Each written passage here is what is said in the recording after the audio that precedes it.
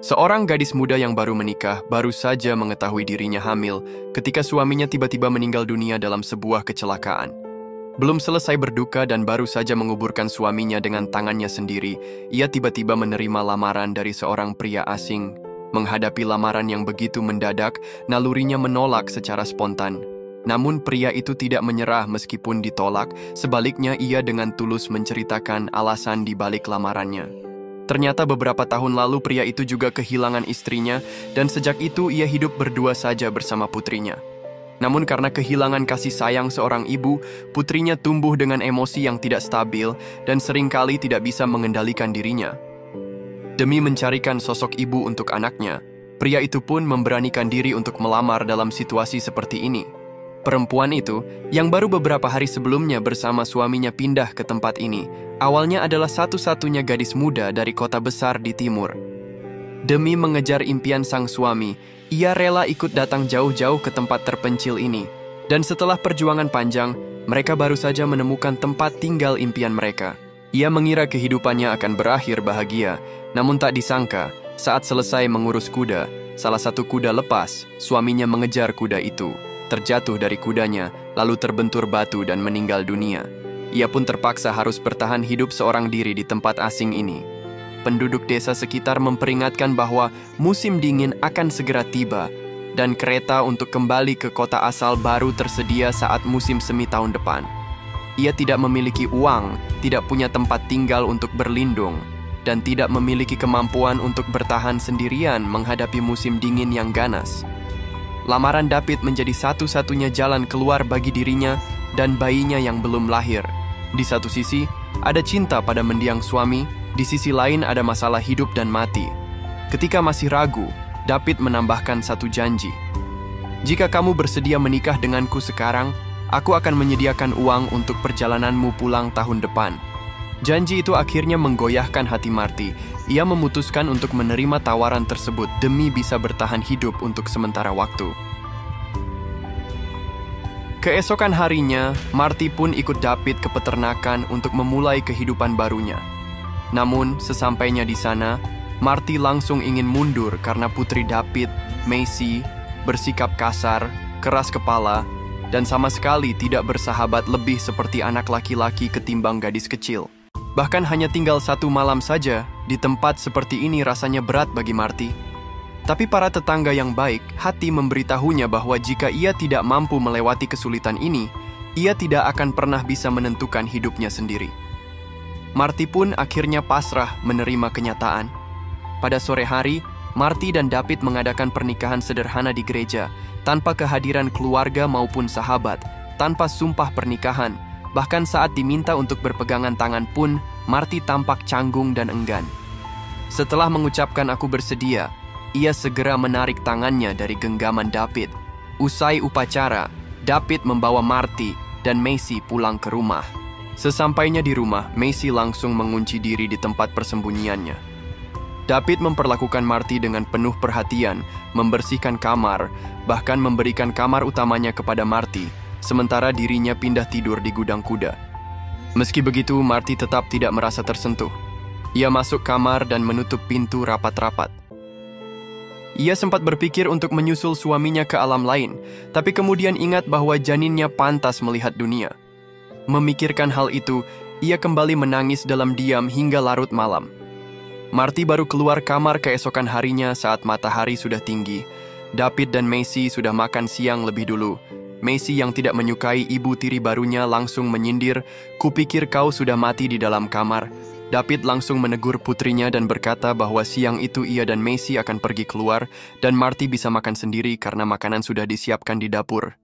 Melihat makanan hangat yang sudah 2 hari tidak dirasakannya, Marty langsung menyantapnya tanpa peduli sopan santun.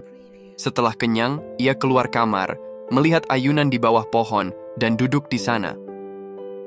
Udara segar, pemandangan indah, namun pikirannya penuh dengan kenangan suaminya yang dulu berjanji membangun kehidupan bahagia bersama. Kini semua hanya tinggal mimpi yang tak akan terwujud. Ia kembali menangis terus membayangkan suaminya. Hingga malam tiba, David dan Macy pulang, Marty tetap terbaring di ranjang dengan kesedihan yang mendalam.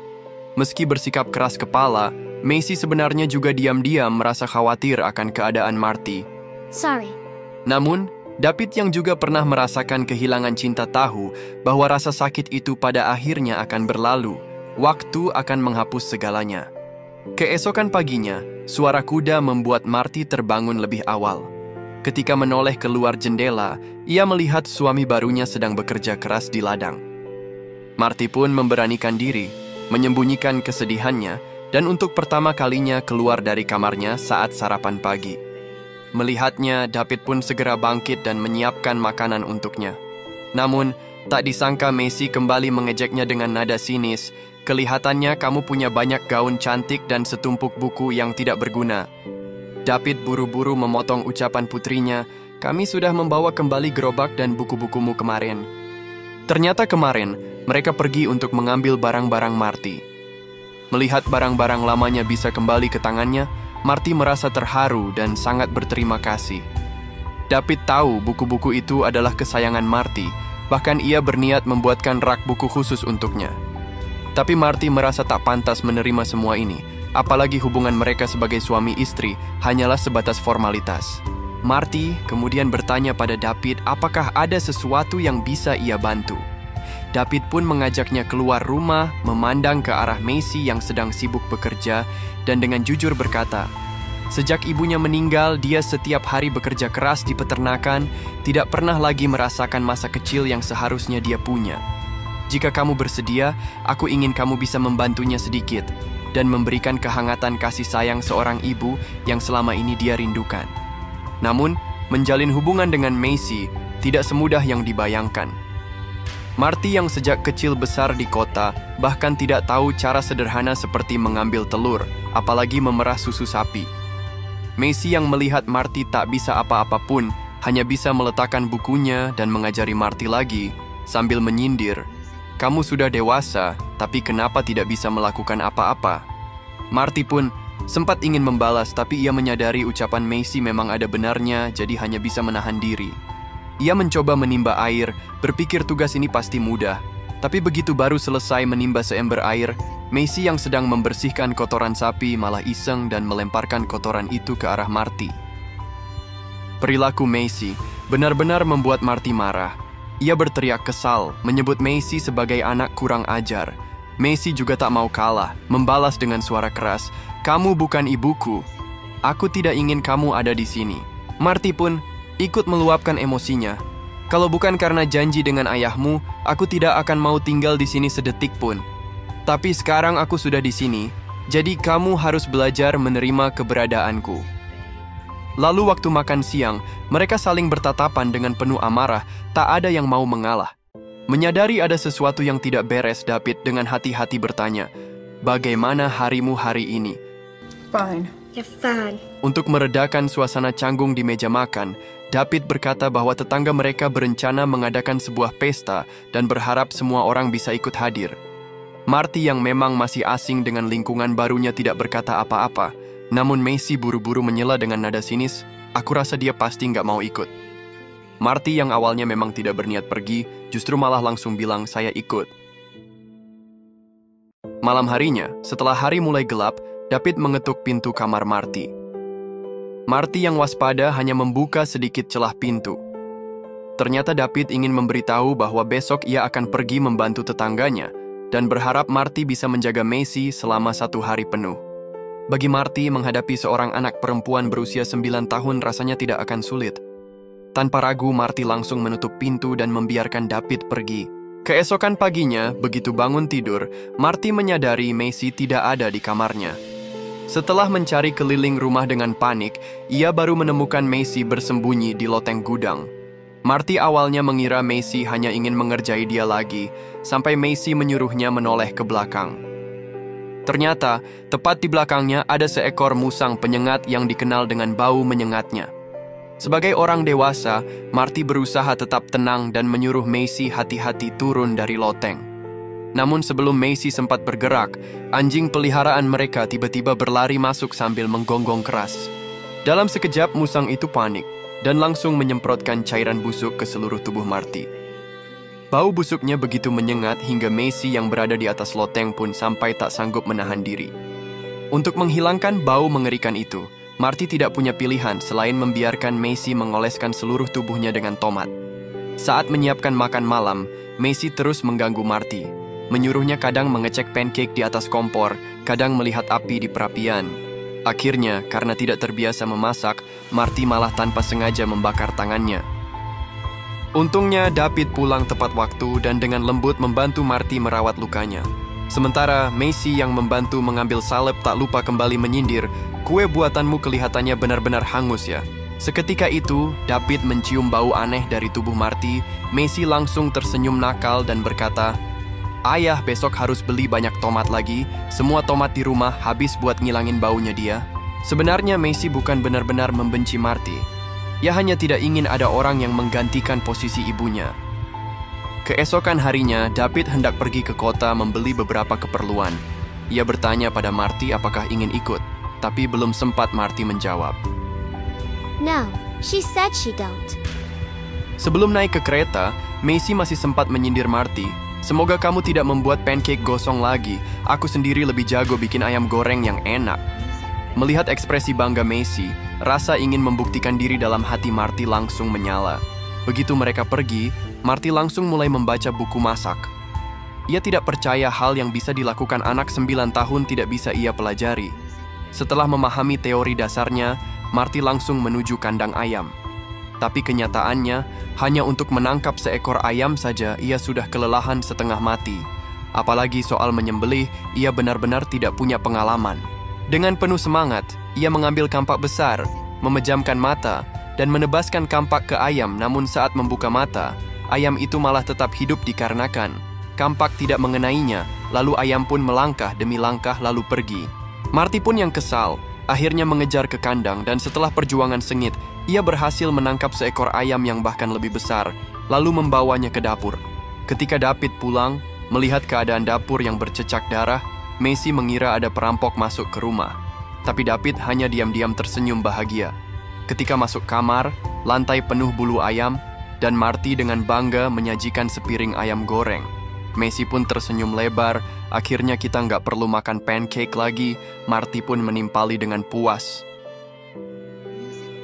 Setelah makan malam, sikap Macy yang biasanya selalu sinis mulai melunak.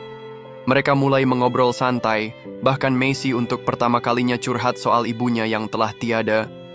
Ia bercerita bagaimana ibunya dulu sangat suka menjahit gaun yang indah, bahkan jauh lebih cantik dari semua gaun milik Marty. Marty pun merasakan kerinduan mendalam dari Macy dan bertanya, "Kamu pasti sangat merindukan ibumu."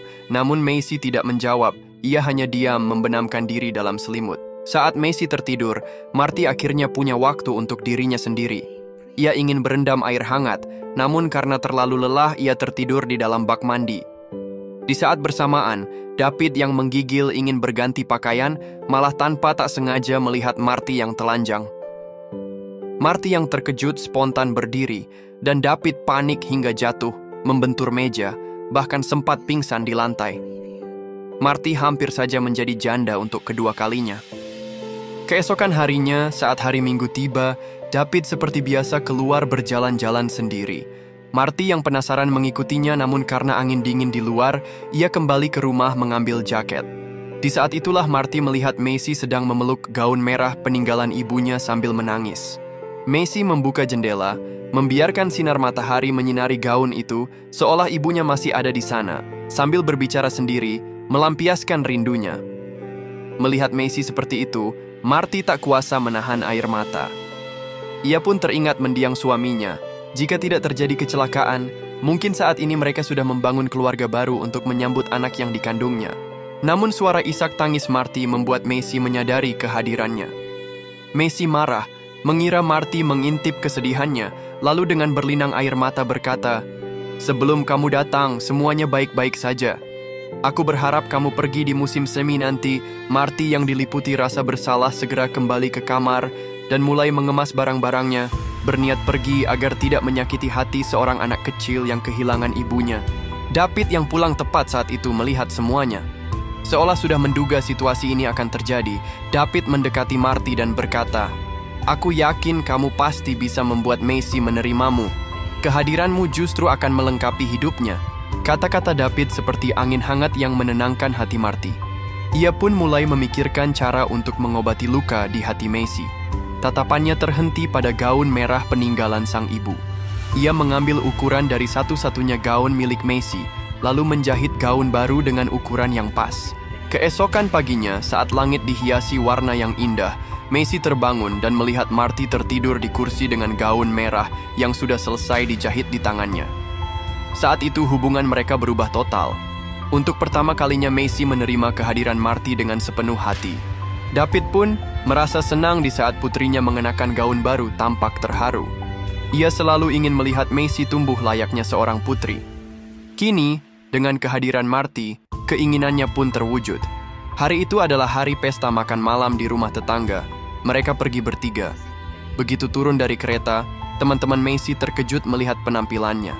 Anak perempuan yang biasanya tomboy kini terlihat begitu cantik dengan gaun merahnya.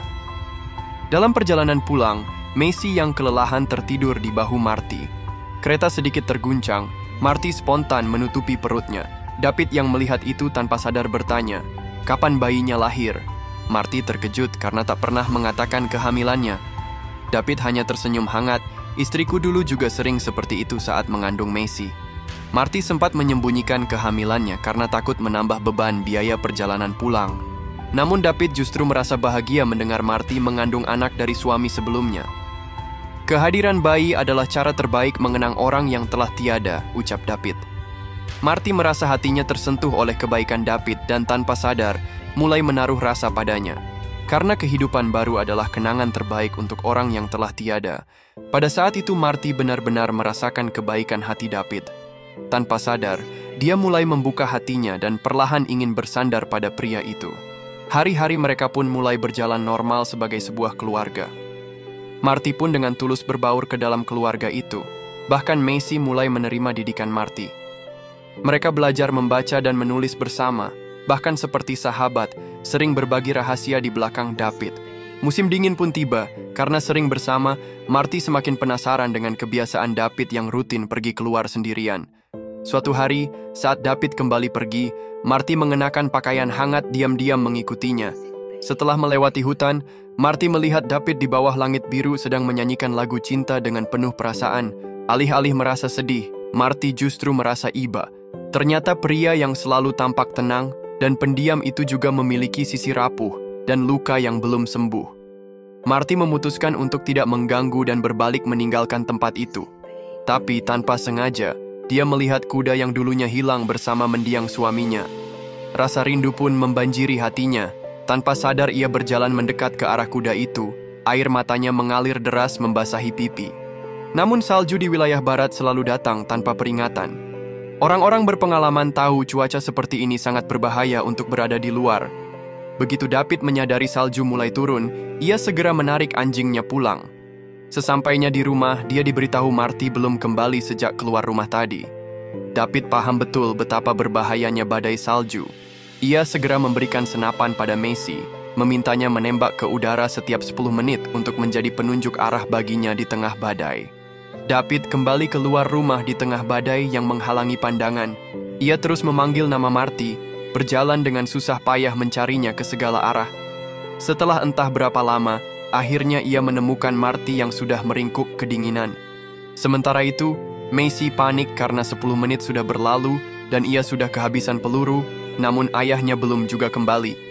Dengan sigap, Macy mengambil panci dan terus memukulnya. Suara ketukan panci itulah yang akhirnya menuntun David pulang.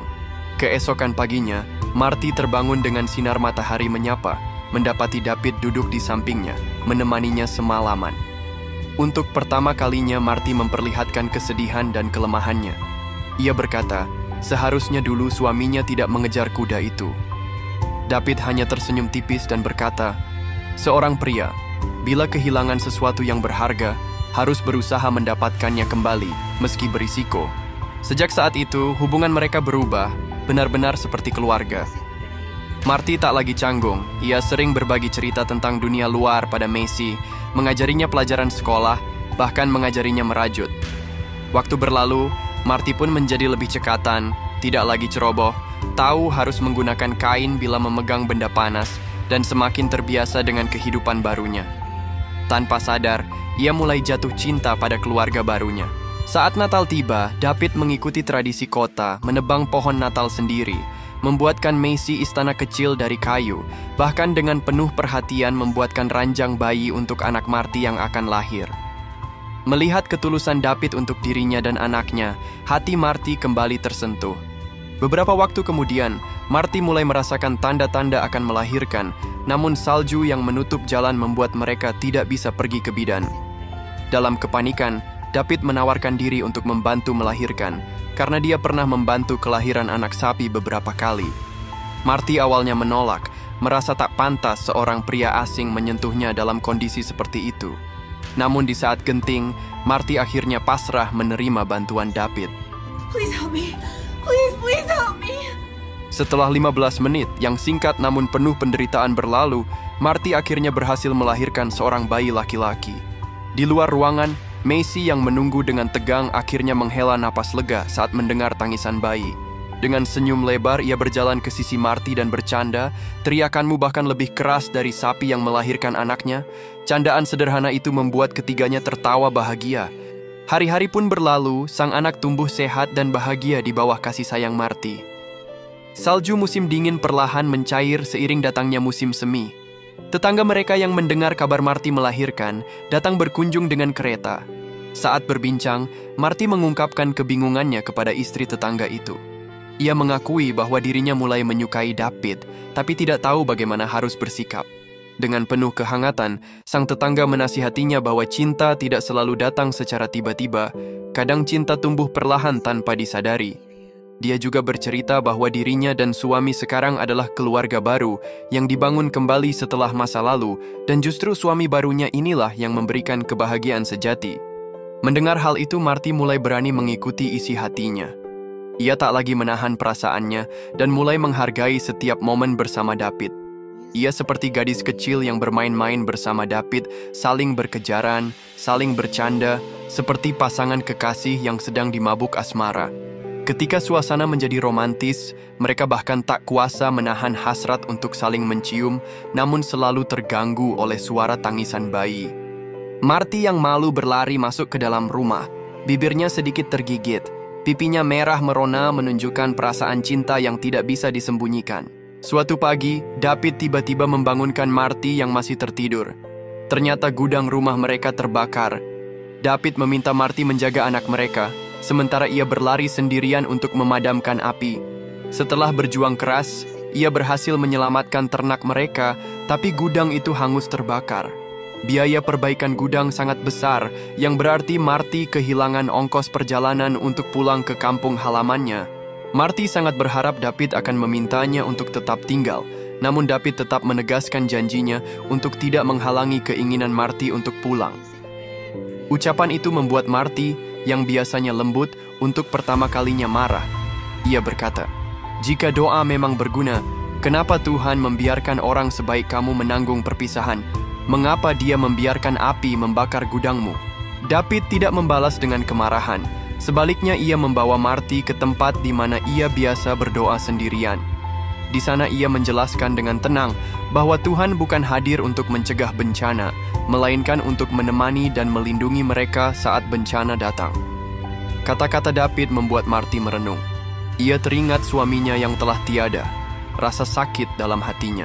Semua kenangan itu berputar dalam benaknya, dan saat Marty membuka matanya, senyum terukir di wajahnya sebagai tanda ia telah membuat keputusan. Tapi sebagai wanita, ia menahan diri untuk tidak mengatakannya secara langsung. Ia menulis surat penuh cinta dan kerinduan, lalu menyelipkannya di buku catatan David, berharap David akan membacanya dan memintanya untuk tinggal. Namun saat Marty menanti dengan penuh harapan, David tidak menunjukkan reaksi apapun. Ternyata surat itu terjatuh saat Macy membereskan barang. David mengira Marty tetap ingin pergi, dan Marty mengira David tak berniat menahannya. Mereka pun gagal mengungkapkan isi hati masing-masing. Beberapa hari kemudian, Marty tetap pergi sesuai rencana. Dalam perjalanan menuju kota, ketiganya terdiam sepanjang jalan. Saat benar-benar akan berpisah, Marty menghampiri Macy yang menangis, lalu mengenakan kalung peninggalan ibunya ke leher Macy, berkata, "Meski aku tidak bisa tinggal di sini bersamamu, cintaku akan selalu menyertaimu." Saat berhadapan dengan David, Marty ingin mengatakan banyak hal, tapi hanya bisa berkata, "Senang bisa mengenalmu." Ia kemudian memeluk bayinya dan naik ke kereta menuju kota besar. David sebenarnya sangat ingin menahannya, namun ia tidak berani mengucapkannya. Saat ia dan Macy pulang ke rumah, suasana kembali sepi, terasa ada kekosongan di hati mereka. David, yang selalu berpura-pura kuat, akhirnya tak bisa menahan kesedihannya. Ia berlutut di kamarnya, menangis, dan berdoa. Di saat itulah ia menemukan surat dari Marty. Setelah membaca isinya, David menyadari betapa dalam cinta Marty kepadanya dan betapa berat hati Marty untuk pergi. Tanpa ragu, ia segera menunggangi kudanya, seperti ksatria yang siap bertarung demi cintanya. Ia menunggangi kudanya dengan cepat dan akhirnya berhasil menyusul Marty. Dari kejauhan, Marty mendengar teriakan David memanggil namanya. Ia terkejut sekaligus bahagia, keluar dari kereta dan bertanya, "Kenapa kamu mengejarku?" Saat mendengar jawaban yang selama ini ia nantikan, Marty tak kuasa menahan kebahagiaannya. Mereka pun akhirnya berciuman untuk pertama kalinya. Marty kembali ke rumah bersama anaknya, dan sejak hari itu Macy kembali memiliki seorang ibu. Bahkan untuk pertama kalinya Macy memanggilnya dengan suara yang tulus dari lubuk hatinya.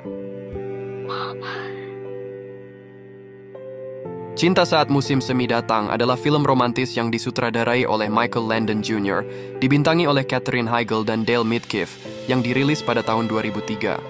Untungnya, David adalah pria yang baik hati dan penyayang. Ia tidak pernah menuntut apapun dari Marty, bahkan selalu memahami dan menghormati perasaan Marty terhadap mendiang suaminya. David hanya berharap putrinya yang berusia 9 tahun, Macy, bisa kembali merasakan kasih sayang seorang ibu. Namun, Macy yang tidak ingin melupakan atau menggantikan ibu kandungnya, awalnya menolak kehadiran Marty. Ia bersikap dingin dan sering menyulitkan Marty. Akan tetapi, seiring berjalannya waktu, melalui perhatian dan ketulusan Marty, Macy perlahan-lahan membuka hatinya. Marty pun semakin mengenal David, dan di antara mereka tumbuh perasaan saling mengerti dan cinta yang sederhana namun mendalam. Hidup memang selalu menyisakan penyesalan. Sejak hari ia kehilangan suaminya, hati Marty seakan mati. Namun, kehadiran David bagaikan angin sepoi yang perlahan menyembuhkan luka di hatinya. Tanpa disadari, rasa cinta pun tumbuh di antara mereka, bukan dengan gemuruh yang dahsyat, melainkan dengan kehangatan di setiap momen sederhana. Ada cinta yang membara sejak pandangan pertama, menyala terang namun sering cepat meredup seiring waktu. Tapi ada juga cinta yang tumbuh perlahan, mengalir seperti aliran sungai jernih, menenangkan hati tanpa suara, namun terus mengisi dan menyegarkan jiwa. Banyak orang mendambakan cinta yang menggelegar seperti kembang api yang indah, tapi seringkali hanya sekejap lalu menghilang. Sedangkan cinta yang datang diam-diam mungkin tidak sebercahaya, namun akan semakin berharga seiring berjalannya waktu, layaknya anggur tua yang semakin lama semakin nikmat. Apapun jenis cinta yang kamu harapkan, yakinlah bahwa cinta pasti akan datang padamu seperti musim semi yang selalu datang setelah musim dingin yang panjang. Sekian ulasan film hari ini. Jangan lupa untuk like, komentar, dan subscribe. Saya Lalan, sampai jumpa di kesempatan berikutnya.